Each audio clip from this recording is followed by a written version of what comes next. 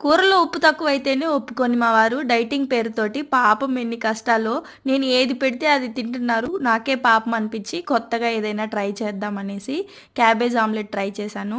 నిజంగా చాలా బాగుంది టేస్ట్ అయితే. చూడ్డానికి కూడా కొంచెం డిఫరెంట్‌గా ఉంటుంది. డైటింగ్ చేసే వాళ్ళకే కాదు కానీ నార్మల్‌గా కూడా చేసుకోవచ్చు. చాలా బాగుంది టేస్ట్ మాత్రం. క్యాబేజ్‌ని స్టీమ్ చేశాను ఫస్ట్. స్టీమ్ చేసి ఒక కడాయిలో కొంచెం ఆయిల్ వేసి క్యాబేజ్‌లో సాల్ట్ ఇంకా పెప్పర్ వేసి క్యాబేజ్‌ని కొంచెం ఫ్రై చేసేసి కొంచెం డిఫరెంట్‌గా కనిపించాలి అనేసి నార్మల్‌గా కూడా ఆమ్లెట్ వేసేసుకోవచ్చు. కాకపోతే కొంచెం డిఫరెంట్‌గా లుక్ ఉంటుంది అనేసి నేను 2 పార్ట్స్ లాగా చేసి మధ్యలో హోల్ వచ్చేలా చేశాను.